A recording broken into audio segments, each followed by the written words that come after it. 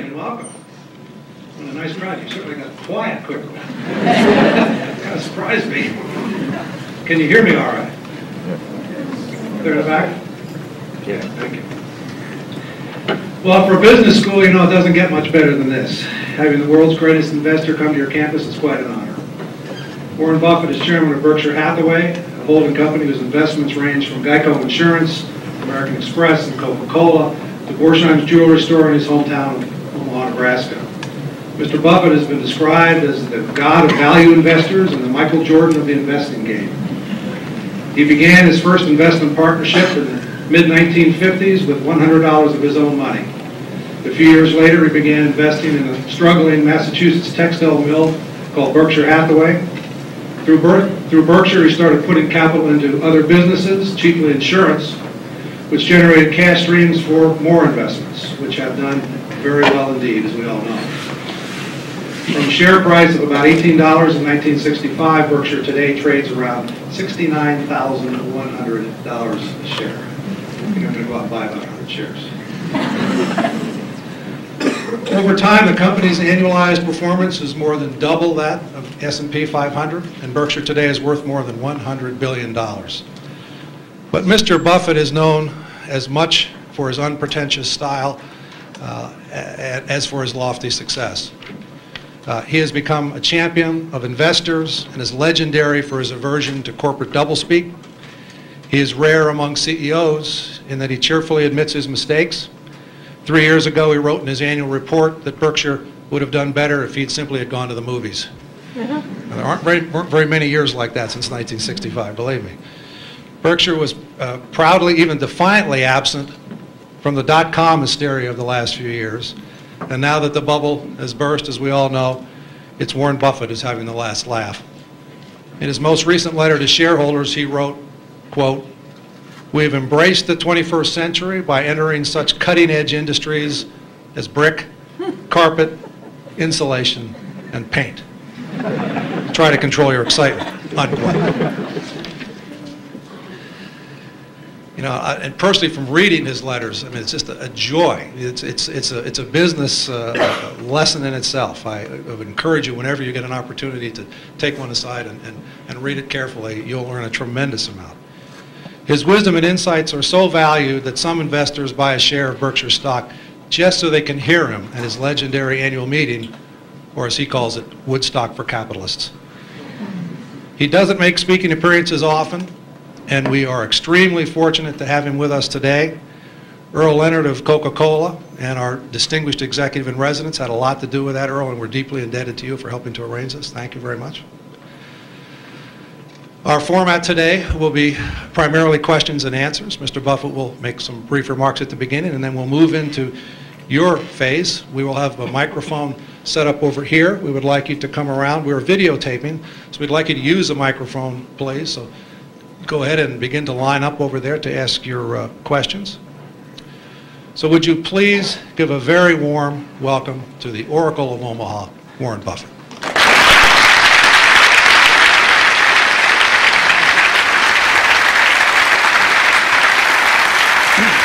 Your mic, so you can go anywhere you want. Okay. Yeah, right.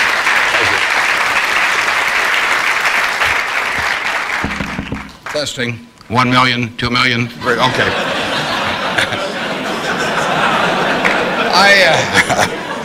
I came in from Nebraska today, and you're probably all familiar with us, mainly by our football team. We have those fellows with the big white helmets with those red ends on them. I asked one of our starters the other day, what's the N stand for? And he said, knowledge. We make it tough on them, though. I mean, you don't coast through Nebraska just because you're a football player. They major in agricultural economics. And there's a two-question final for all of the players. And first question is, what did old MacDonald have? And they were giving that to one of our potential Heisman Trophy winners the other day, and he started to sweat. Finally, he brightened up. He said, farm. Professor, delighted, of course. You don't want to flunk a Heisman candidate. So he said, you're halfway home. He said, just one more question. He said, how do you spell farm? Now the guy really starts to sweat. He looks at the ceiling and he looks around. Finally his face brightens up and he says, E-I-E-I-O. So watch for that guy this year. He'll be dynamite. I really want to talk about what's on your mind, so we're going to do a Q&A in a minute. There are a couple questions I always get asked. You know, people always say, well, who should I go to work for when I get out? And I've got a very simple answer. We may elaborate more on this as we go along, but you know, the real thing to do is to get going and for some institution or individual that you admire. I mean, it's crazy to take in between jobs just because they look good on your resume or because you get a little higher starting pay. I was up at Harvard a while back, and a very nice young guy picked me up at the airport, Harvard Business School attendee, and he said, look, he said, I went to undergrad here, and then I worked for X and Y and Z, and now I've come here.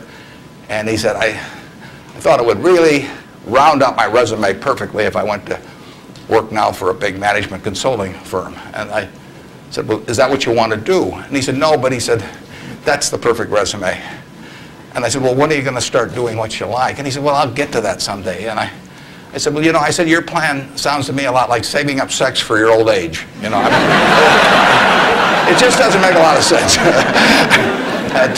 I told that same group, I said, you know, go to work for whomever you admire the most. And I said, you can't get a bad result. You'll jump out of bed in the morning and you'll be having fun. And the dean called me up a couple of weeks later. He said, what'd you tell those kids? He said, they're all becoming self-employed. So you've got to temper that advice a little bit. Play one game a little bit with me for just a minute, and then we'll get to your questions. I'd like for the moment to have you, have you pretend I've made you a great offer, and I've told you that you could pick any one of your classmates, and you now know each other probably pretty well after being here for a while. You could pick, you'd have 24 hours to think it over, and you can pick any one of your classmates, and you get 10% of their earnings for the rest of their lives. And I ask you what goes through your mind in determining which one of those you would pick. You can't pick the one with the richest father. That doesn't count. I mean, you've got to do this on merit. But you probably wouldn't pick the person that gets the highest grades in the class. I mean, there's nothing wrong with getting the highest grades in the class, but that isn't going to be the quality that sets apart a big winner from the rest of the pack. Think about who you would pick and why. And I think you'll find when you get through, you'll pick some individual. You've all got the ability. You wouldn't be here otherwise. And you've all got the energy. I mean, you've got, you know, the initiative is here. The intelligence is here throughout the class. But some of you are going to be bigger winners than others. And it gets down to a bunch of qualities that, interestingly enough, are self-made. I mean, it's not how tall you are. It's not whether you can kick a football 60 yards. It's not whether you can run the 100-yard dash in 10 seconds. It's not whether you're the best-looking person in the room. It's a whole bunch of qualities that really come out of Ben Franklin or the Boy Scout code or whatever it may be. I mean, it's integrity, it's honesty, it's generosity, it's being willing to do more than your share. It's just all those qualities that are self-selected. And then if you look on the other side of the ledger, because there's always a catch to these, you know, free gifts and genie jokes. So you also have to, and this is the fun part, you also have to sell short one of your classmates and pay 10% of what they do. So who do you think is going to do the worst in the class? This is way more fun. And think about it again. And again, it isn't the person with the lowest grades or anything of the sort. It's the person who just doesn't shape up in the character department. I mean, we look for three things when we hire people. We look for intelligence, we look for initiative or energy, and we look for integrity. And if they don't have the latter, the first two will kill you. Because if you're going to get somebody without integrity, you want them lazy and dumb. I mean, you don't want them smart and energetic. So it's that third quality, but everything about that quality is your choice. You know, you can't change the way you are wired much, but you can change a lot of what you do with that wiring. And it's the habits that you generate now on those qualities, or those negative qualities. I mean, the person who always, you know, claims credit for things they didn't do, that always cuts corners, that you can't count on. I mean, in the end, those are habit patterns. And the time to form the right habits is when you're your age. I mean, it doesn't do me much good to get golf lessons now. If I'd gotten golf lessons when I was your age, I might be a decent golfer. But someone once said the chains of habit are too light to be felt until they're too heavy to be broken. And I see that all the time. I see people with habit patterns that are self-destructive when they're 50 or 60, and they really can't change them. They're imprisoned by that. But you're not imprisoned by anything. So when you write down the qualities of that person that you'd like to buy 10% of, look at that list and ask yourself, is there anything on that list I couldn't do? And the answer is there won't be. And when you look at the person you sell short and you look at those qualities that you don't like, if you see any of those in yourself, you know, egotism, whatever it may be, selfishness, you can get rid of that. I mean, that is not ordained. And if you follow that, and Ben Franklin did this, and my old boss Ben Graham did this at early ages in their young teens. Ben Graham looked around and he said, who do I admire? You know, and he wanted to be admired himself, and he said, you know, why do I admire these other people? And he said, if I admire them for these reasons, maybe other people will admire me if I behave in a similar manner. And he decided what kind of a person he wanted to be. And if you follow that, at the end you'll be the person you want to buy 10% of. I mean, that's the goal in the end. And it's something that's achievable by everybody in this room. So that's the end of the sermon. Now let's talk about what's on your mind. And you can ask anything. The only thing I won't tell you is what we're buying or selling or about. So, you know, I don't even tell myself that. I mean, I write it down, and then it's like the Coca-Cola formula. You know, there's only 2 people can get into the trust department and find out what they are, and I don't know who the 2 are. So we don't talk about what we're buying or selling, but anything else is fair game. Personal, business, anything you'd like to talk about. And actually, the tougher the questions are, the more interesting it is for me. So don't spare my feelings. I mean, just throw at my head. And with that, let's. I guess we've got a microphone. Is this the only microphone, or is there one on this? This is the only microphone okay. Right here. To ask a question, you'll need to come down to this microphone. Just stand in line, and I'll be Regis Philbin, and you can. Yes. I have an old-fashioned belief that I should expect to make money in things that I understand. And when I say understand, I don't mean understand, you know, what the product does or anything like that. I mean understand what the economics of the business are likely to look like 10 years from now or 20 years from now. I know, in general, what the economics of, say, Wrigley chewing gum will look like 10 years from now. The internet isn't going to change the way people chew gum. It isn't going to change which gum they chew. You know, if you own the chewing gum market in a big way, and you've got Double Mint and Spearmint and Juicy Fruit, those brands will be there 10 years from now. So I can't pinpoint exactly what the numbers are going to look like on Wrigley, but I'm not going to be way off if I try to look forward on something like that. Evaluating that company is within what I call my circle of competence. I understand what they do, I understand the economics of it, I understand the competitive aspects of the business. There can be all kinds of companies that have wonderful futures, but I don't know which ones they are. I mean, I've given talks in the past where I carry with me a 70-page, tightly printed list, and it shows 2,000 auto companies. Now, if at the start of the 20th century, you had seen what the auto was going to do to this country, the impact it would have on the lives of then your children and grandchildren and so on. It transformed the American landscape. But if those 2,000 companies, you know, 3 basically survive, and they haven't done that well many times. So how do you pick 3 winners out of 2,000? I mean, it's not so easy to do. It's easy when you look back, but it's not so easy looking forward. So you could have been dead right on the fact that the auto industry, in fact, you probably couldn't have predicted how big an impact it would have. But you wouldn't have, if you'd bought companies across the board, you wouldn't have made any money, because the economic characteristics of that business were not easy to define. I've always said the easier thing to do is figure out who loses. And what you really should have done in 1905 or so, when you saw what was going to happen with the auto, is you should have gone short horses. There were 20 million horses in 1900, and there's about 4 million horses now. So it's easy to figure out the losers. You know, the loser is the horse. But the winner was the auto overall. But 2,000 companies just about failed. A few merged out and so on. There were 3 companies, auto companies, in the Dow Industrials in the 1920s and 30s. Studebaker, Nash Kelvinator, and Hudson Motor. Now those names are all familiar to me, and maybe some of them are familiar to you, but they're not making any cars. You know, they didn't make money, and yet at one time they were in the Dow 30. They were the aristocrats of American business, and they got creamed. So figuring out the economic characteristics of the winners in a wonderful business is not easy. In North Carolina, you know, Orville and Wilbur took off, or I guess Orville took off and Wilbur watched. I'd have been Wilbur.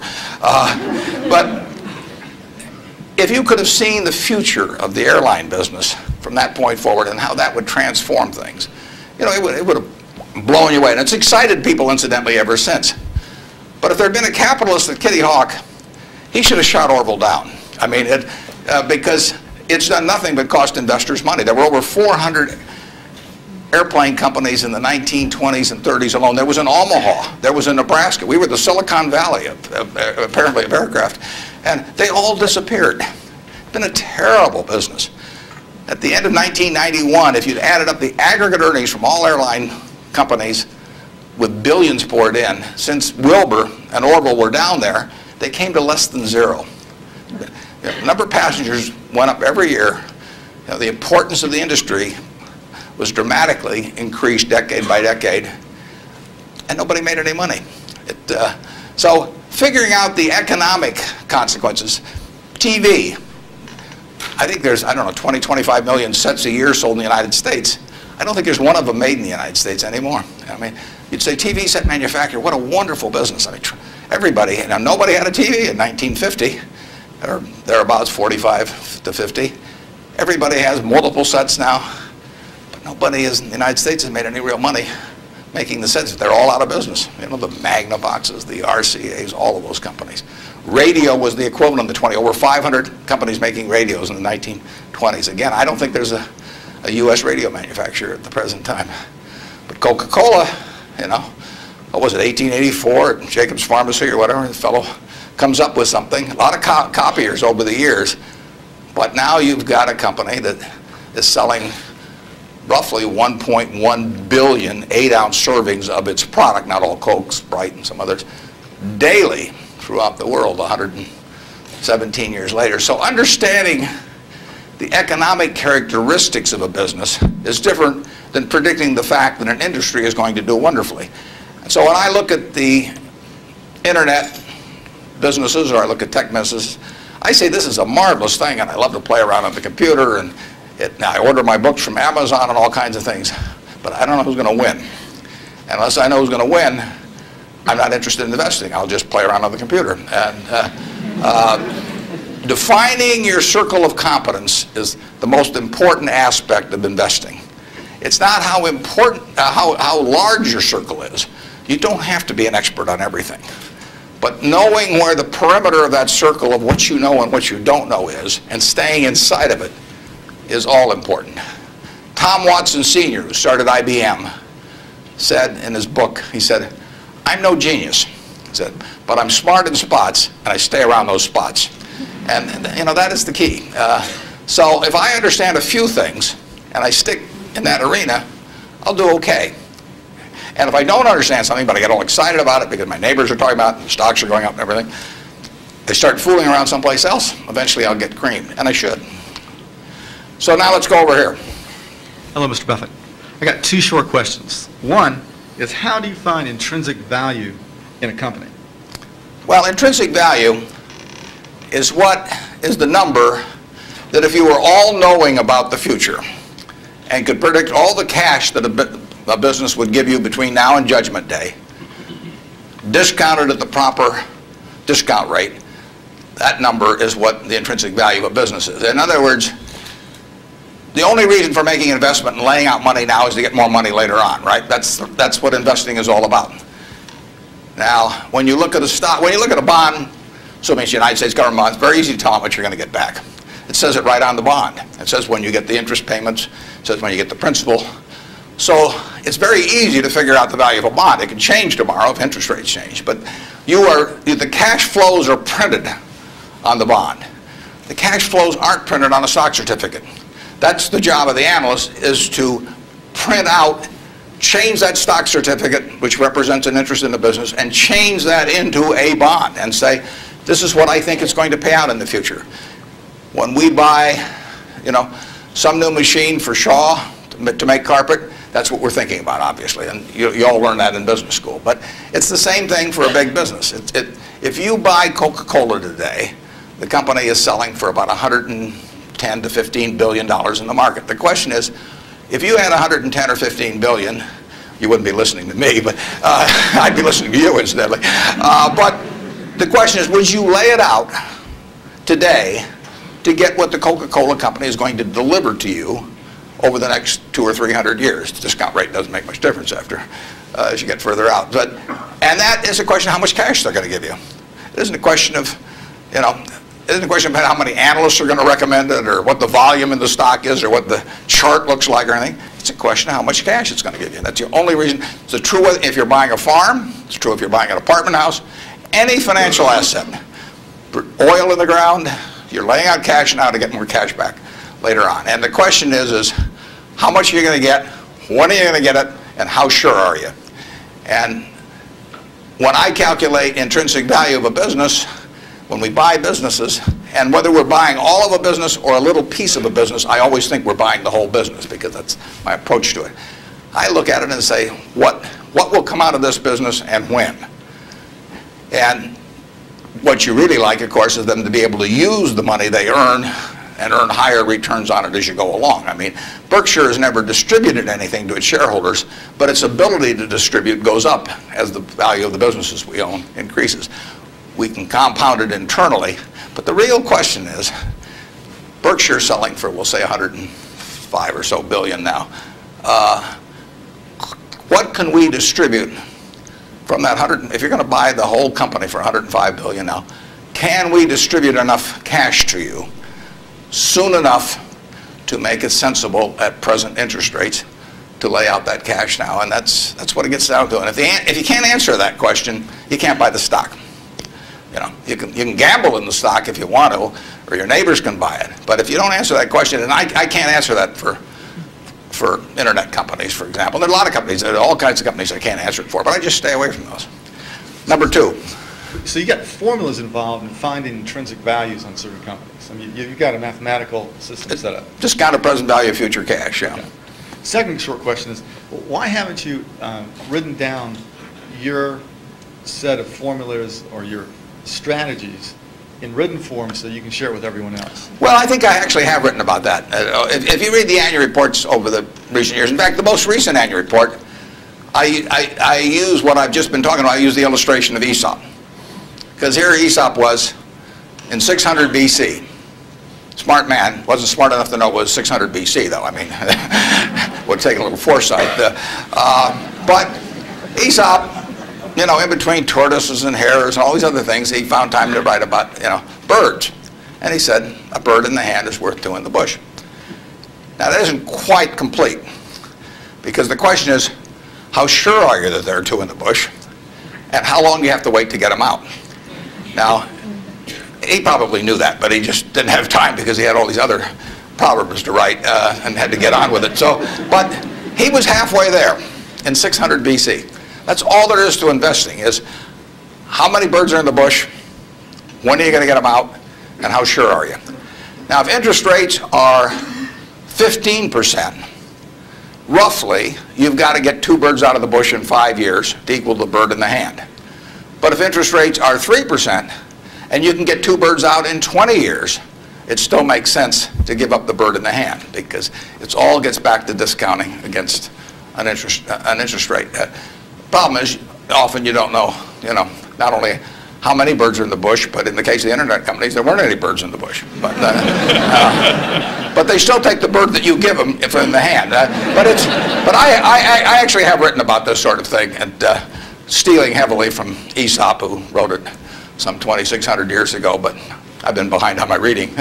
Yeah. Good morning.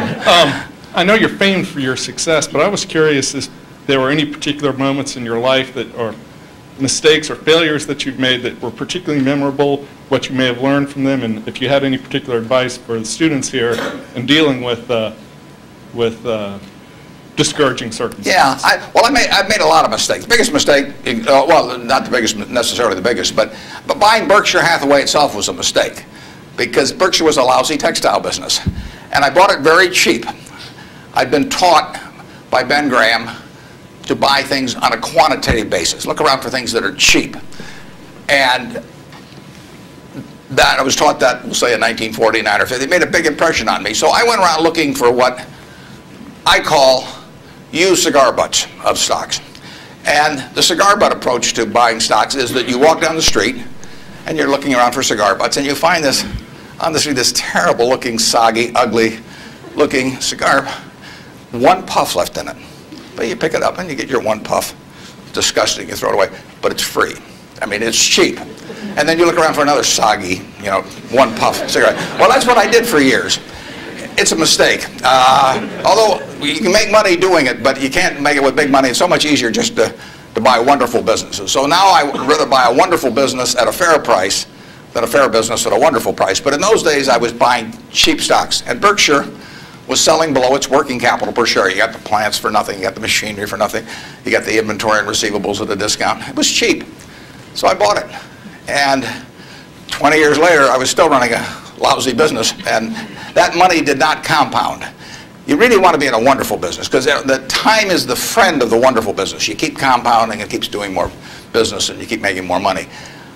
Time is the enemy of the lousy business. I could have sold Berkshire, or perhaps liquidated it, and made a quick little profit, one puff. But staying with those kind of businesses is a big mistake. So you might say I learned something out of that mistake, and I would have been way better off taking what I did with Berkshire is I kept buying better businesses. I started an insurance business, See's Candy, the Buffalo, all kinds of things. I would have been way better doing that with a brand new little entity that I'd set up rather than using Berkshire as the platform. Now I've had a lot of fun out of it. I mean, everything in life seems to turn out for the better, so I don't have any complaints about that, but it was a dumb thing to do. I went into US Air. I bought a preferred stock in 1989.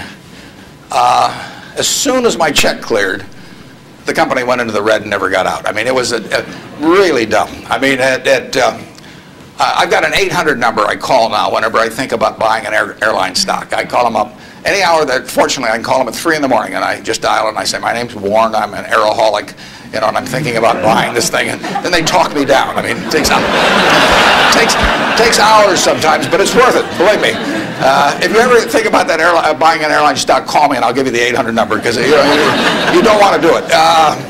But we got lucky in terms of how we eventually came out on it, but it was a dumb decision, all mine. And I've done biggest in terms of opportunity cost and eventual costs. I bought half interest in a Sinclair filling station when I was about 20 with a guy I was in the National Guard with, and I had about $10,000 then, and I put $2,000 in, and I lost it all. So that was 20%, and that means that the opportunity cost is now $6 billion of that filling station, which is a big price to pay for, getting to wipe a few windows and a few windshields and things like that. So actually, I like it when Berkshire goes down, because it reduced the cost of that mistake on an opportunity cost. But the biggest mistakes we've made by far, I've made, not we've made, biggest mistakes I've made by far are mistakes of omission and not commission. I mean, it's the things I knew enough to do, they were within my circle of competence, and I was sucking my thumb. And that is really, those are the ones that hurt. They don't show up anyplace. I probably cost Berkshire at least $5 billion, for example, by sucking my thumb 20 years ago or close to it when Fannie Mae was having some troubles. And We could have bought the whole company for practically nothing. And I don't worry about that if it's Microsoft, because I don't know it. Microsoft isn't in my circle of competence. And so I don't have any reason to think I'm entitled to make money out of Microsoft or out of cocoa beans or whatever. But I did know enough to understand Fannie Mae, and I blew it. And that never shows up under conventional accounting. But I know the cost of it. I know. You know, I passed it up. And those are the big, big mistakes. And I've had plenty of them. And unless I tell you about them in the annual report, and I resist the temptation sometimes, unless I tell you about them in the annual report, you're not going to know it because it doesn't show up under conventional accounting. But omission is way bigger than commission. There's big opportunities in life have to be seized. We don't do very many things, but when we get the chance to do something that's right and big, we've got to do it. And even to do it in a small scale is just as big a mistake almost as not doing it at all. I mean, you've really got to grab them when they come, because you're not going to get 500 great opportunities. You would be better off if when you got out of school here, you got a punch card with 20 punches on it, and every financial decision you made, you used up a punch. You'd get very rich because you'd think through very hard each one. I mean, you went to a cocktail party and somebody talked about a company, you didn't even understand what they did or couldn't pronounce the name, but they made some money last week and another one like it. You wouldn't buy it if you only had 20 punches on that card. There's a temptation to dabble, particularly during bull markets. In stocks, it's so easy. You know, it's easier now than ever because you can do it online. You know, just you click it in and maybe it goes up a point and you get excited about that and you buy another one the next day and so on. You can't make any money over time doing that. But if you had a punch card with only 20 punches, you weren't going to get another one in the rest of your life, you would think a long time before every investment decision. And you would make good ones and you'd make big ones. And you probably wouldn't even use all 20 punches in your lifetime, but you wouldn't need to. Yep. Mr. Buffett, good morning. In your comments about making mistakes and errors like that, can you talk a little bit about your sell discipline when you're in a position and you feel like it's no longer good? I mean, what criteria to use when you just finally abandon it? Yeah, when I started out, the sell situation has changed over the years, because when I started out, I had way more ideas than money. I mean, I would go through Moody's manual. I went through it page by page, and then I went through it again page by page. And I found stocks in there that I could understand that were selling at like 2 times earnings, even 1 times earnings. Well, when you only have $10,000, that can get a little frustrating. And if you don't like to borrow money, which I never like to borrow money, so I was always coming up with more ideas than I had money. So I had to sell whatever I liked least to buy something new that just was compelling to me. And for a long time, I was in that mode. And now our problem is we have more money than ideas. So if you look at our annual report, which is on the internet at our homepage, BerkshireHathaway.com, you'll see something in the back called the Economic Principles of Berkshire. And you will see, which I believe in setting out for my partners. They are my partners. I don't look at them as shareholders. I look at them as partners. They're going to be my partners for life. So I want to tell them how I think. And if they don't agree with the way I think, that's fine. But I don't want them to be disappointed in me. You know. So I lay out there and I say, in terms of our wholly owned businesses, we're not going to sell no matter how much anybody offers us for them. I mean, if somebody offers us 3 times what something is worth at See's Candy, the Buffalo News, Borsheim's, whatever it may be, we're not going to sell it. I may be wrong in having that approach. I know I'm not wrong if I owned 100% of Berkshire, because that's the way I want to live my life. I've got all the money I could possibly need. You know, it just amounts to a change in the newspaper story on my obituary and the amount of money that the foundation has. And to break off relationships with people I like and people that have joined me because they think it's a permanent home, to do that simply because somebody waves a big check at me would be like selling one of my children because somebody waved a big check. So I won't do that. And I want to tell my partners I won't do it so that they're not disappointed in me.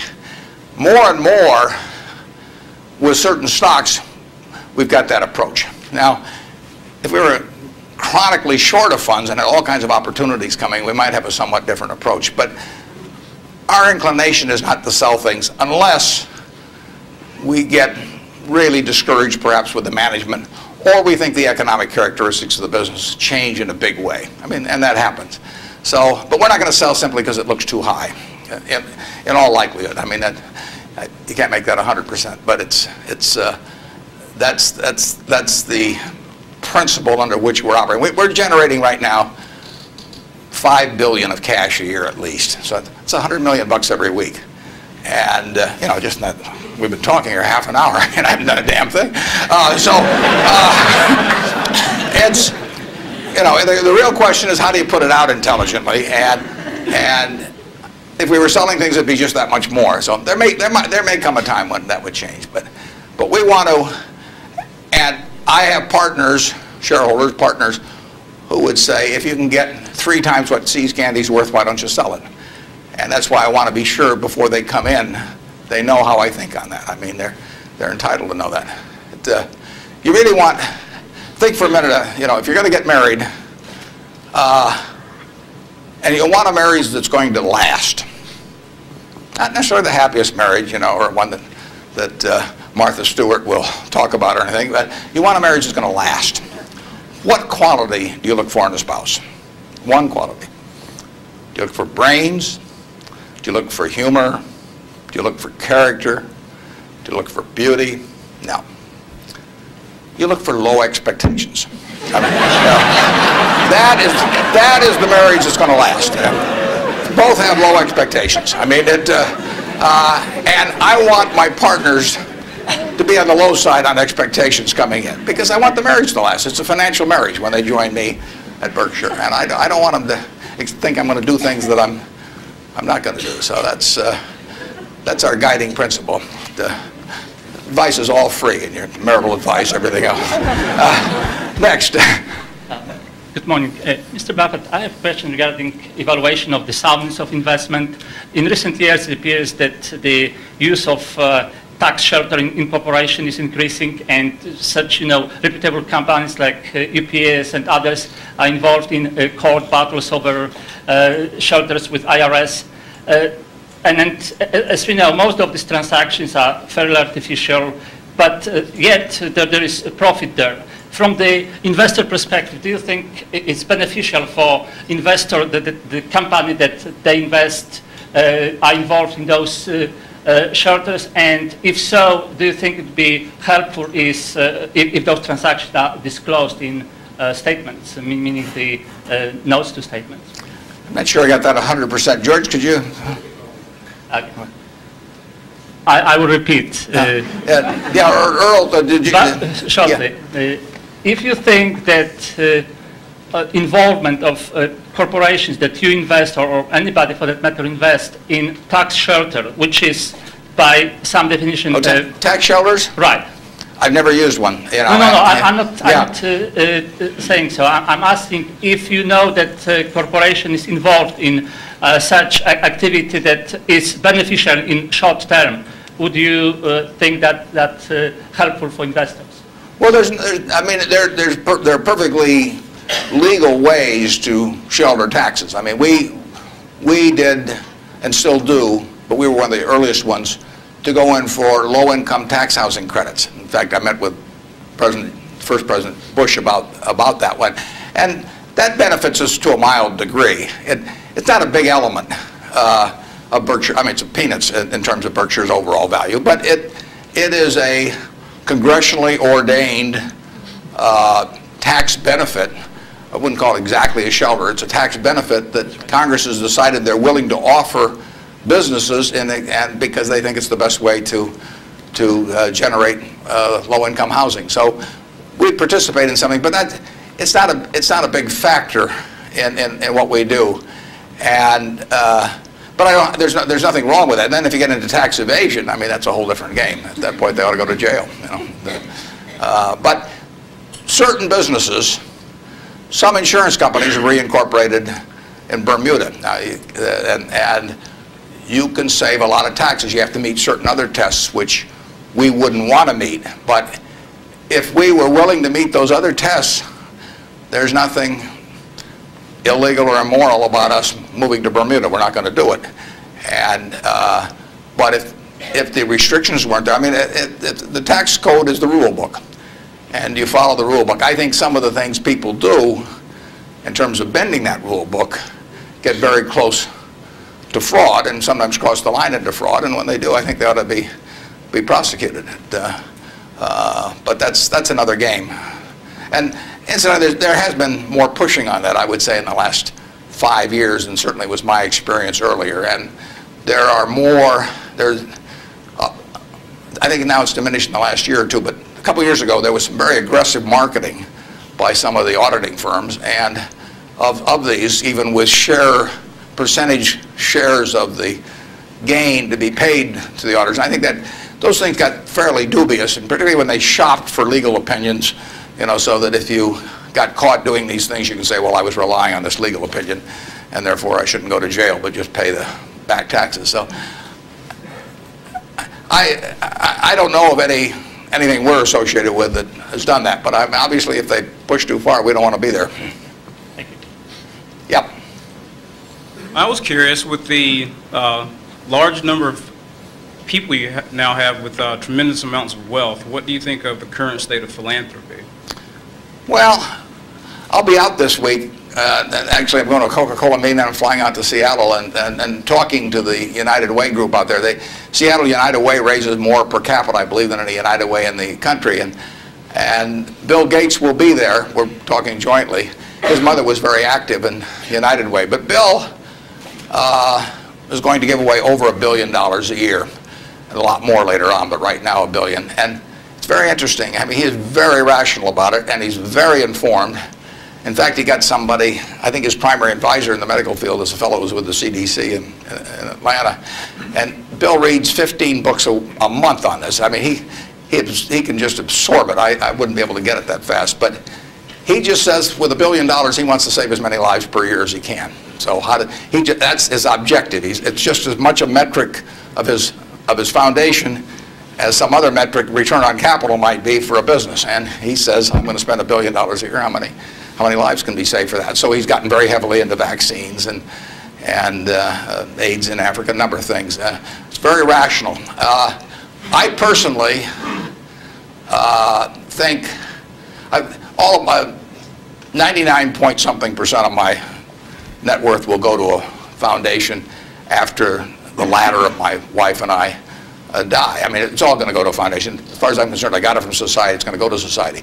I've written a letter to my trustees, and I've got very few trustees. If you got a whole bunch of trustees, in my view, they just homogenize themselves down to sort of a lowest common denominator, because you get 30 people in a room, and prestigious people, but they'll all have their particular alma mater, and they'll all have their particular hospital, and it'll become a big trade-off game. It'll be a little like Congress.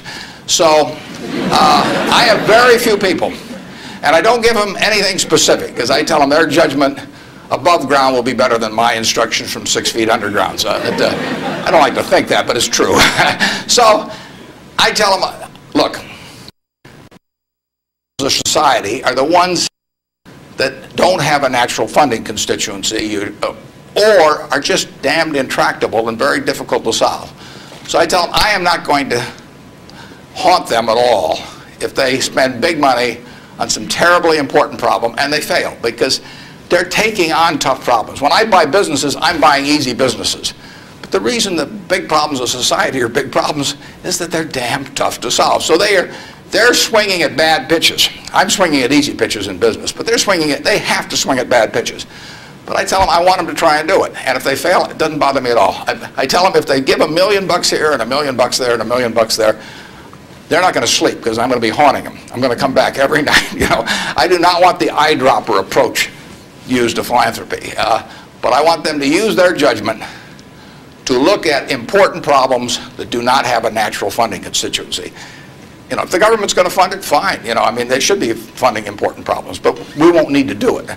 The role of private philanthropy, in my opinion, is to fund things that don't have the natural constituency, and that's what Bill's doing.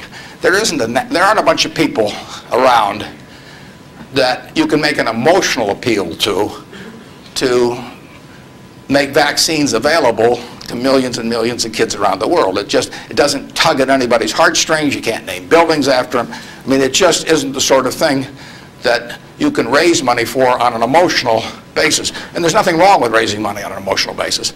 But that is a problem that won't get solved by a funding constituent that's responding to that. But Bill is responding to what in his mind is the important thing, which is saving lives, and he doesn't care whether he gets his name on a building or whether anything happens or whether anybody knows about it. I mean, he gets publicity just because of the scale he's on, but he doesn't care about that. I can promise you that. So that's my philosophy, is that I got this money not because I'm a superior human being, not because I've done more for society than other people. I was wired the right way to be dropped into the United States at this particular time. I mean, it's a huge capitalistic society, and I'm wired, no credit to me, but I just born that way, so that I'm better at asset allocation than other people to some degree. Just like other people are better at all kinds of other things. And I was with 2 teachers out at Sun Valley that are doing more for society than I am, and they don't, this market system does nothing for them. Market system does all kinds of things for me. Gates says if I'd been born 5,000 years ago, you know, I'd have been some animal's lunch, you know, because I can't run very fast, can't climb trees. I mean, you know, what those, and I could tell that animal is chasing me, and I'll wait till we see how I can allocate assets, you know. But it wouldn't have made any difference. So here I am, you know. I'm born now, you know. Just very, very lucky. And the odds when I was born in 1930, the odds were 50 to 1 against me being born in the United States. That's a terrible set of odds to face. And yet I was dropped down here, you know. And if I'd been dropped down in Peru or someplace or China, I mean, I wouldn't have had a chance. So society is what does it for you. And it should go back, in my view, it should go back to society. If you've been lucky enough to be dropped into a society where your particular wiring pays off big, you know, that's just luck. And you know, there's nothing wrong with being lucky. I don't feel guilty about it or anything else, but I also don't feel that, I feel I have a lot of fun doing what I do, but I feel the money should go back into society, and it should go back as intelligently as it can. And the best way to do it intelligently is to have high-grade and intelligent people administering it at the time. And you don't know the problems that are going to be out there 10 years from now or 20 years from now or 30 years from now. But I do know if I've got a small number of high-grade, smart people, and high-grade is more important. If you gave me 20 extra points of IQ but cheated a little on the high grade, I wouldn't take it, because they got to be, there's so many chances to do things in a petty way, or, you know, to try to, I mean, people get subverted in their own minds to their own interests rather than the interests of the institution. So I really want super high-grade people doing it, and I've got them. And I think the money might do a lot of good, it may do no good, but it'll be operating in fields where if it does some good, that good probably wouldn't have been done otherwise. Yep. I was just wondering, there's a lot of differences between the recent boom and bust in the stock market and the one in the 1920s. But there's also a lot of similarities, and those similarities are allowing people to draw the conclusion that stock prices will be depressed for some time to come. Where do you disagree and agree with that conclusion? Well, the whole century is quite interesting. If you take the 20th century, it was an unbelievable century for the United States. The GDP per capita, and that's the way to think of it, as per capita. Sometimes they talk about our GDP versus Europe's.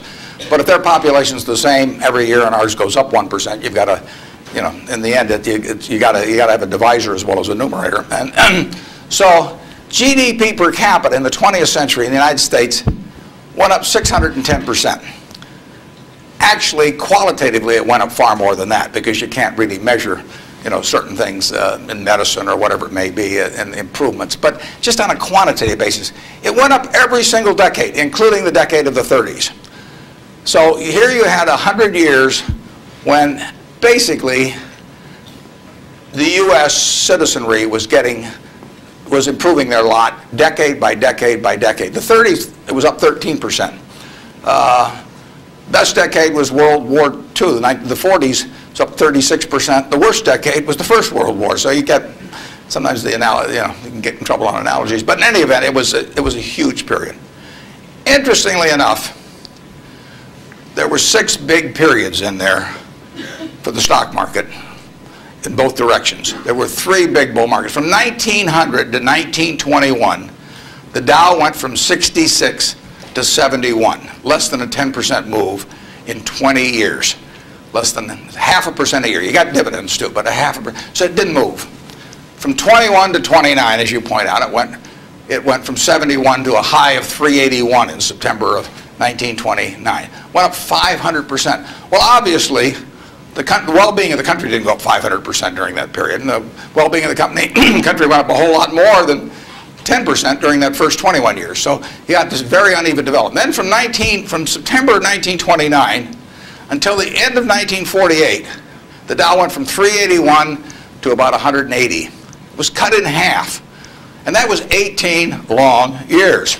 And yet the per capita GDP was moving right up during this whole period. So the economy was doing fine. From 48 to 65, the Dow went again from about 180 up to close to 1,000. Again, 5 for 1, which was far outstripping it.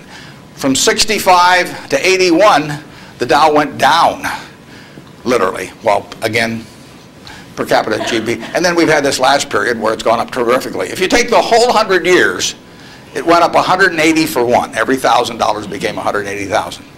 But 43 and 3/4 years were those 3 big, huge bull markets, and 56 and 1/4 years were periods of stagnation. All in an economy that was doing fine, you know, year after year after year. 56 and 1/4 years, net, the Dow was down a couple hundred points during that period, and the other 43 and 3/4 years made up the rest of this move from 66 to 11,000 some on the Dow. So you say to yourself, how could it be that you could have a country that was doing better and better and better and better? Citizens were living, every generation was living better than the one that preceded it. But you had these huge changes, big gains a few times, long periods of stagnation. 20 years, I mean, that's a long time to do nothing. The answer is that investors behave in very human ways, which is they get very excited during bull markets and they look in the rearview mirror and they say, I made money last year, I'm going to make more money this year, so this time I'll borrow, you know, or the neighbor says, you know, I wasn't in last year when that neighbor was dumber than I made a lot of money, so I'm going to go in this year. So they're always looking in the rearview mirror. And when they look in the rearview mirror and they see a lot of money having been made in the last few years, they plow in and they just push and push and push on prices. And when they look in the rearview mirror and they see no money having been made, they just say this is a lousy place to be. So they don't care what's going on in the underlying business. And it's astounding, but that makes for huge opportunity, just huge opportunity. I mean, I've lived through roughly half, in an investing sense, about half that period. And I've had that long period of stagnation from 48, from 65 to 82, 17 years. I wrote an article for Forbes in 1979. I just said, how can this be? Pension funds in 1970 put 100 and some % of their new money in stock because they were wild about stocks. Then they got a lot cheaper and they put a record low in, 9% of their net new money in 1978 when stocks were way cheaper. People behave very peculiarly in terms of the reactions because they're human beings and they get excited when others get excited, they get greedy when others get greedy, they get fearful when others get fearful, and they'll continue to do so. And you will see things you won't believe in your lifetime in securities markets. And the country will do very well over time, but you will see these huge waves. And if you can stay objective throughout that, if you can detach yourself temperamentally from the crowd, you get very rich. And you won't have to be very bright. I mean, I'm sure you are, but it doesn't take brains. It takes temperament. It takes the ability to sit there and look at something. When I started out in 1950, I would go through and find things at 2 times earnings, and they were perfectly decent businesses, and people wanted jobs at those companies, and everybody knew they were going to be around, and they wouldn't buy them at 2 times earnings, and that's when interest rates were 2.5%. You know, I started selling securities when I was 21. And a Kansas City life insurance company happened to be a fairly prominent company in Omaha. And the policies they sold you, if you were buying life insurance from them, had a built-in assumption of 2% interest. The stock of Kansas City Life was selling at less than 3 times earnings. You were getting 35% if you bought the stock. No question about the soundness of the company. I went to the local agent. I figured, hell, I ought to be able to sell him a few shares of stock. I mean, the guy ought to understand it. He's got his whole life invested in this company. I went to the local agent who'd been with him for 20 years, And his name was Moose. And I said, Mr. Moose, I said, you know, you're selling these policies with 2%. You may even have a few members of your own family, and you can buy into this company whose paycheck you depend on every month, and whose future your beneficiaries of these life policies depend on, and who you're selling them, you know, a 2% investment on, and you can get 35% on your money. He said, you know, stocks aren't any good. And I couldn't sell you, you know, I was a lousy salesman. I mean, well, you have to start with that, but it just blew me away. It blew me away. I thought, sometimes I used to wonder if I was nuts, you know. But those things, the same thing happened. I mean, in 1964, the Dow closed at 864. At the end of 1981, 17 years later, it closed at 865. It moved 1 point in 17 years. Now, that's not a big move. And that, you can't believe how discouraged people were during that period. But, you know, people were living better. So things can go on a long time that don't make sense. But they do come to an end. I mean, the internet thing, I mean, you had these companies selling for many billions of dollars that had practically no prospects of making any money. That's a bubble. But Herb Stein one time said, anything that can't go on forever will end. Now that seems pretty, but think about that. And particularly think about it next time you're inclined to do something just because the stock's gone up a whole lot, you know, and your neighbor's made money or something. You've got to be, you just have to sit and think objectively and think about, would I buy this whole business? If it's an internet company that's got 100 million shares out and selling at 100, that's $10 billion. Is it worth $10 billion? If it's worth $10 billion, it's got to be able to give you, you know, 700 or 800 million next year. And if it doesn't give you 700 or 800 million next year, it has to give you maybe 10% more than that the year after and continue to. There aren't a lot of businesses that can do that. And people just go crazy.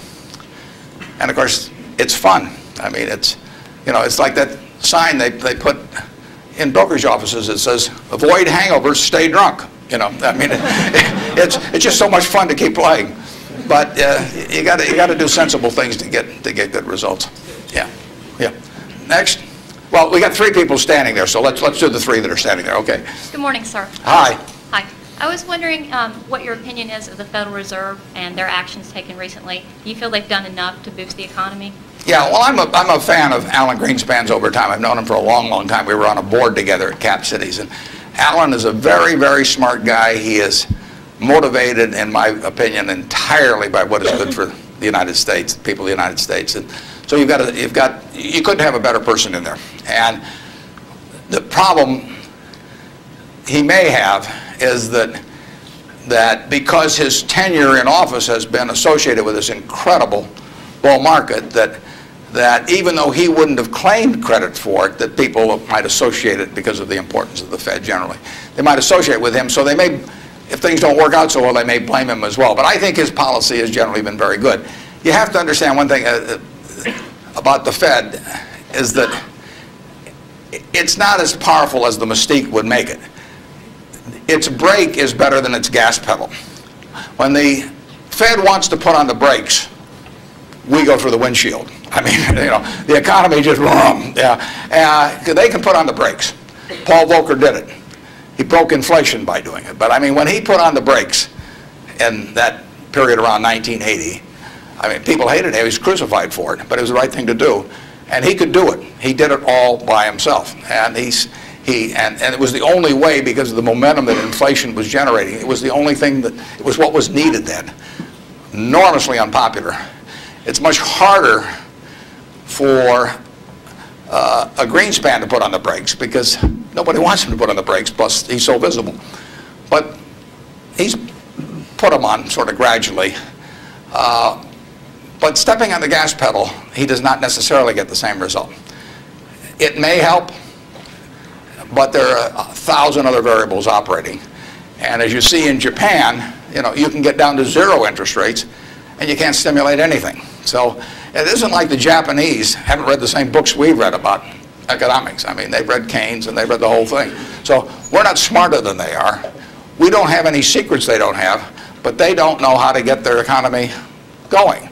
And, you know, their GDP there has been gone no place, you know, in the last 5 years, and there's still problems around. So easy money doesn't solve everything, but Greenspan could very well get blamed for the fact that he hasn't solved everything, and it's just not in his power to solve it. He can help in various ways, but I don't think you could have anybody better, and I think he's done the right thing to this point, but the right thing may not be quite as effective as people may hope that it would be. In economics, you always want to ask, and then what? You'll read in the paper, well, what happens if the Japanese start selling our government bonds, or what happens if they dump the dollar? They can't dump the dollar. There's no way to dump dollars. You can, or at least dollar assets, because if the Japanese want to sell our government bonds, if they sell them to us, they get a time deposit or a demand deposit at Citi, or they still own a dollar asset. If they sell them to the French, they may get some assets from the French, but now the French have it. I mean, the only way you can reduce foreign investment in the United States is to change it around so they're consuming from us more than we're consuming from them. I mean, when we buy a television set from Japan, if we buy more television sets from them than they buy equivalent consumables from us, the exchange, what balances things is we give them some investment type asset, whether it's cash or a U.S. government bond or our stocks or our movie studios or our real estate or different things. And the only way that reverses is when we start running a trade surplus, which we're miles away from. So logically, if you read classic economics, you would believe that our currency would have been weaker over the recent years, and that it would be weak now. But there are other things operating, and that's one of the problems about economics, is there's never just one variable. There's usually hundreds of variables, and they operate with different impact at different times. I mean, it's not like a physics formula. I mean, well, I guess it would be if you got into the Heisenberg principle or something like that. But the formula has a lot of the same variables year after year, but the relative importance of those variables and how they interact with each other is never exactly the same. And that's what we find out, the Japanese find out, everybody finds out. And foreign currency, or the value of our dollar and currency rates, are defying what you would expect based on history. But as somebody said, if history were a perfect guide, the Forbes 400 would all be librarians. They just go and look it up in the books, and they'd always know all the answers. But history doesn't repeat itself, as Mark Twain said. History doesn't repeat itself, but it rhymes. I mean, things come back, but they don't quite come back in the same form. And we'll understand all this perfectly in a few more years, why the dollar's behaved the way it has. But I think it would be useful net for the U.S. if the dollar were less strong. Yes, Mr. Buffett, thanks for taking my question. My question pertains to small business, and my family's been in the truckload sector of transportation for about 50 years. And as you talked about the airline industry and all the mergers and acquisitions and things going on, and a lot of the smaller players being tossed out of the market, what do you see for people that, like in this room, for students that want to start a small business, and maybe they want to start in a business that is somewhat of a commodity type business, but as businesses, the large corporations get larger and their efficiencies increase, how can a small business compete with these people? Yeah, in many areas, small businesses have an advantage.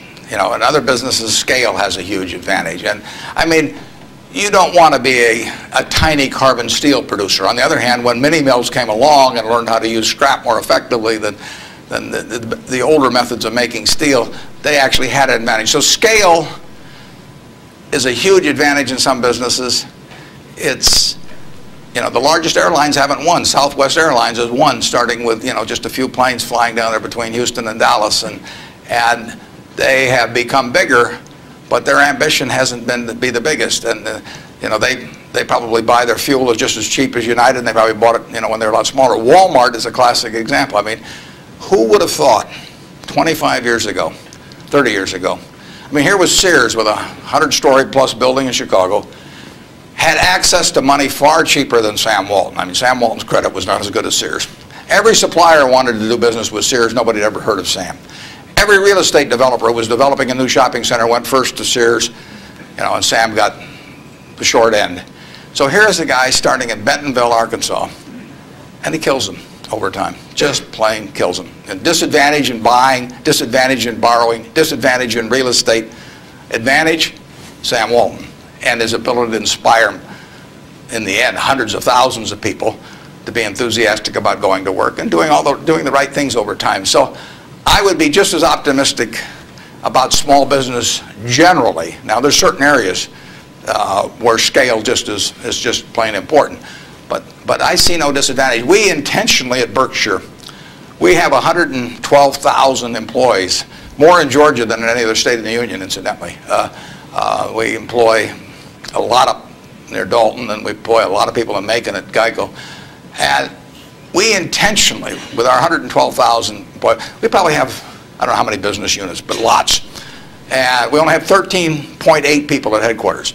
I'm not the 0.8, incidentally. I resent it when people think that. I'm a full, but we have one woman that works 4 days a week. And that's all we have at headquarters, 112,000 people, 105 billion a market cap.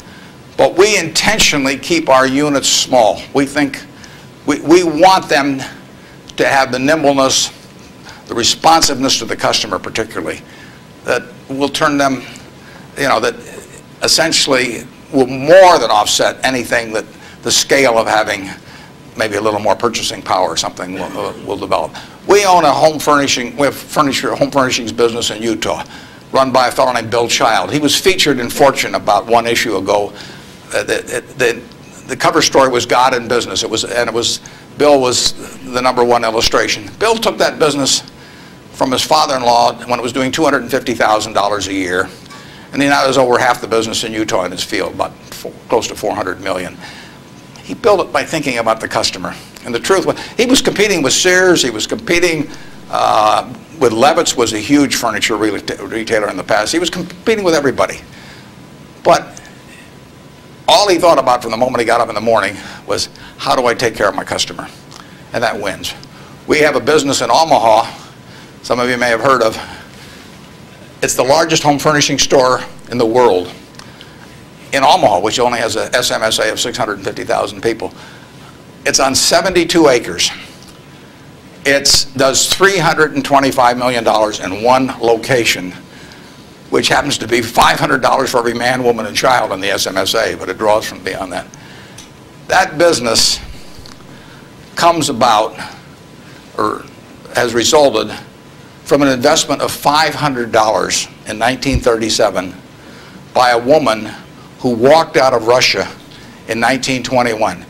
She walked out, got on a peanut boat, landed in Seattle with a tag around her neck. She couldn't speak one word of English. The American Red Cross looked at the tag. It said Fort Dodge, Iowa. They got her to Fort Dodge, Iowa. She couldn't pick up the language. She was there 2 years. She said she felt like a dummy. So she came to Omaha because there were other Russian Jews there and she'd at least have somebody to talk to. Her little girl started school, Frances. Frances would come home at night and teach her mother the words she learned in school that day. That's how this woman, Rose Blumpkin, learned the English language, but from her daughter from kindergarten on, teaching her the words. She brought 7 siblings over from Russia, one at a time, $50 every time she saved $50. She sold used clothing and other works. She got her 7 siblings over, her mother and father, and by 1937, 16 years after she got here, she saved $500.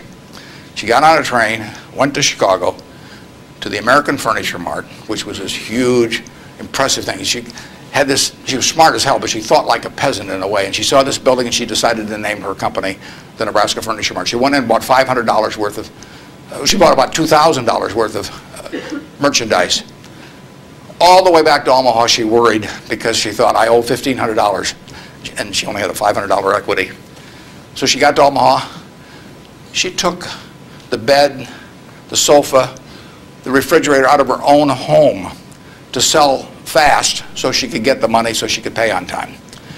She took that business and built it from that start. No one would sell to her. She went into court 4 times because they tried to, the carpet manufacturers tried to keep her from selling at a discount, and she went into court and told the judge, because she figured out ways to buy this stuff in various nefarious ways from had other people buy it for her, and she said, look, I pay $3 a yard for this carpet. Brandeis sells it for $6.98. She says, I sell it for $3.98. just tell me, Judge, how much you want me to rob people. She defended herself. Papers wrote it up. The judge bought carpet from her the next day. I mean, it was marvelous. Brandeis isn't selling anymore. They were the huge department store in Omaha. She put everybody out of business. And the punchline, she worked till she was 103. She sold me the business when she was 89. And she didn't have an audit. I went out to see her one afternoon. I took a check out with me because I knew she wanted to do something. And I said, Mrs. B, here's the money. I said, I don't need an audit. Just tell me whether you owe any money. She said, I've never owed any money since I owed those guys back in 1937. And she said, it's all free and clear. She'd never seen a balance sheet. She didn't know what accounting terms meant, but she understood the nature of the business.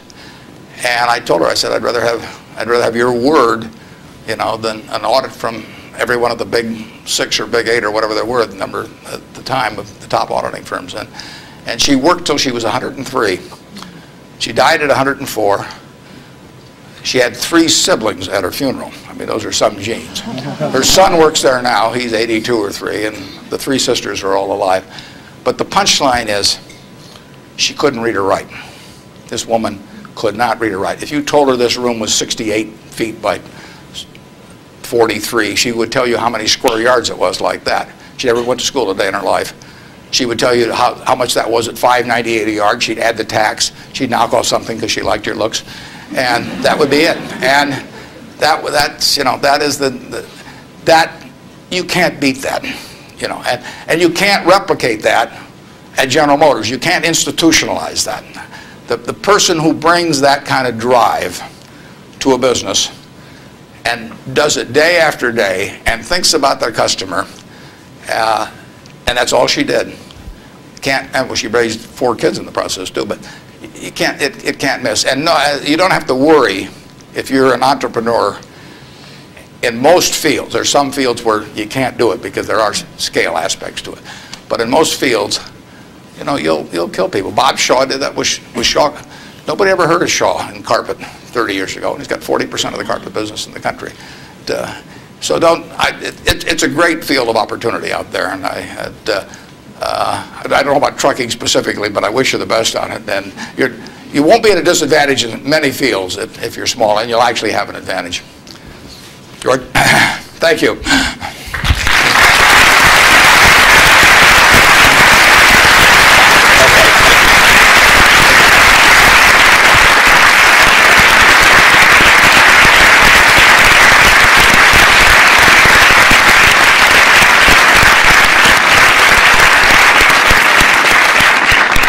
Mr. Buffett, thank you very much for sharing your wisdom and your ideas and your wonderful stories with us today. We are truly honored and pleased that we've had this opportunity to get to know you a little bit better. I'd like to thank a couple people before we conclude for helping with the logistics. Associate Dean Bob Gatewood, our Director of Alumni Relations, Marie Garrison. Thank both of you. David Dodson, our Director of Communications. There's a lot of work and effort went into this, and I thank all of you for all that you've done. And Earl, again, thank you for helping make this possible.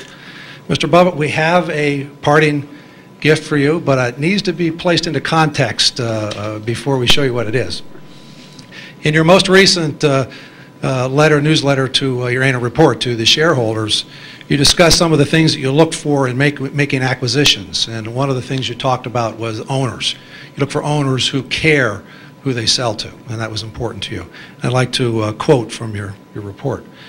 When a business masterpiece has been created by a lifetime or several lifetimes of unstinting care and exceptional talent, it should be important to the owner what corporation is entrusted to carry on its history. A little bit further down you say, how much better it is for the painter of a business Rembrandt to personally select its permanent home than to have a trust officer or uninterested heirs auction it off. Well, we believe that many of these words apply to you as well. You too have created a business masterpiece. You too have created a Rembrandt. What we have today is a lighthearted portrait, a lighthearted characterization that we hope captures some of the business milestones in your career, and we hope also captures some of that quick-witted humor that you demonstrated today. It was painted by a good friend of ours and a well-known artist, lives here locally, Alan Campbell. Alan is with us, and he will help unveil it today. Alan, please come down. Now, when he unveils this, please understand that you're not going to be able to see the detail of this from where you're sitting, but we would invite you to come down and walk past it as you leave today. Alan, if you're going to speak, come over to the microphone, please. Well, thank you, and Mr. Buffett, I hope you'll maintain your sense of humor, which appealed to me greatly when reading your corporate report, and this is going to be a test of that famous humor. But it's intended to be a portrait both of you and of your company and of your values. And when Marie Garrison, my girlfriend, the alumni director here, told me you were coming, and I read the comments about the Rembrandts and lying on your back and feeling like you could lie on your back and paint the ceiling every day at Berkshire, you basically opened the door with your own words. So, and just on an aside, my brother's one of your pilots for executive jet. So. The one thing that's not included is a reference to the jewelry company, so you've been spared the jewelry.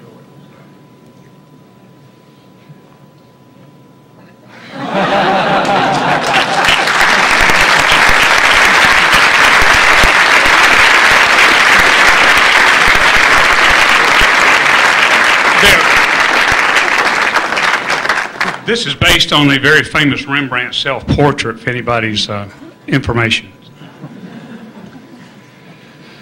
Mr. Buffett will sign autographs. If you've got books with you you'd like him to sign, we'll set up a table down front here as for the next 15 or 20 minutes. If you'd like to take a picture, if you've got a camera with you, please come on up. Don't hesitate. And thank you all for coming and participating today. It was a wonderful event. Thank you very much.